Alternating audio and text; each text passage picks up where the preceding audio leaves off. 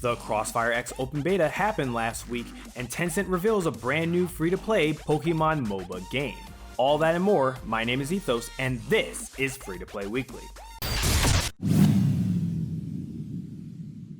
First off in the news this week, with over 1 billion players registered, Smilegate's Crossfire is probably the most popular shooter in the world. If you don't live in Asia though, you've probably never played it, but you may have been lucky and tried it last week with the open beta of the Western port CrossfireX that started last week on Xbox One. 3 game modes were available in the beta: Spectre mode, Team Match, and Point Capture.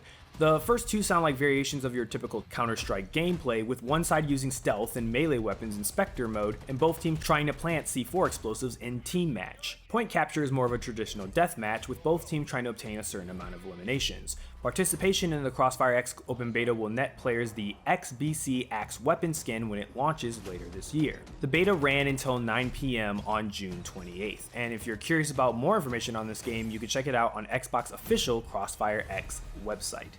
If you've been thinking that Warframe is just getting too easy, Digital Extremes has a fix for you. The company rolled out a brand new test of the Steel Path, otherwise known as Hard Mode. Once fully released, the update will offer players higher difficulty content and relevant rewards, including cosmetics and emotes. It also gives players a good excuse to use all that high-end gear that they've been collecting. In order to take part in this new content, players will have to complete the solar map. That said, Digital Extremes does want players to understand that this new content is not intended to be part of the whole in-game thing, nor do they intend for it to be complicated or tiered. If you're a player that's unlocked all the missions in Warframe, DE is offering a special chance to be part of this test. You'll need to enter the Test Cluster Key lottery, and the link for that is available on the Warframe forums. The latest update for Star Wars: The Old Republic, Update 6.1.2, is now currently out, also known as All World's Ultimate Swoop Rally Event. It's a reoccurring event that takes place on Tatooine, and Alderaan, with the first event starting on June 30th. The Swoop Rally will let you vie for the affection of various speed-obsessed gangs. Win their favor, and you'll earn not only new items, but also short but fun interludes about the gang's history and members. If you're looking for something a little more combat-oriented, you can try out the Master Mode in the new Nature of Progress operation. Best its bosses, and you're guaranteed to receive new set bonuses with a chance of awe-inspiring Stronghold decorations or a Bantam Donux Reaper. On the UI front, the new Galactic Guide has 3 awe-inspiring features of its own: a way to let you know your alt's progress and story missions, the current conquest, and a featured offer section. Gotta make sure people know the best way to spend their cartel points, am I right?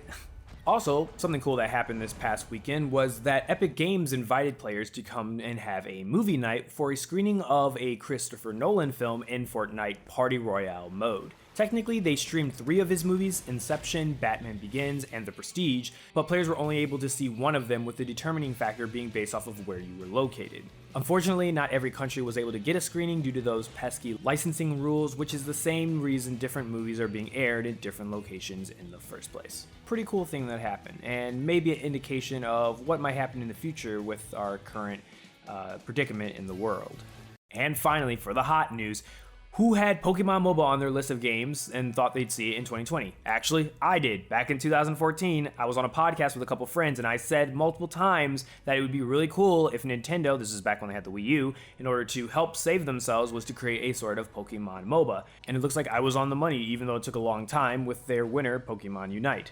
It's a joint project between the Pokemon Company and Tencent Games' Timmy Studios, and is coming to the Switch and mobile platforms.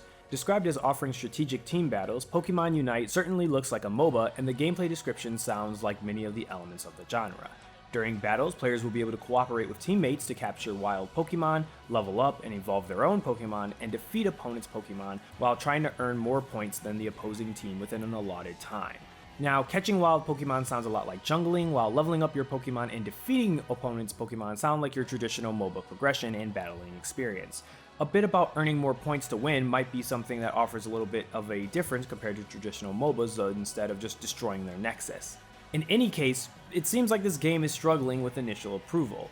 The audience crossover between fans of Pokemon and, say, League of Legends doesn't seem like it would be very large, which kind of confuses me, and the reveal video is nearly 10-to-1 downvoted to upvote ratio on YouTube.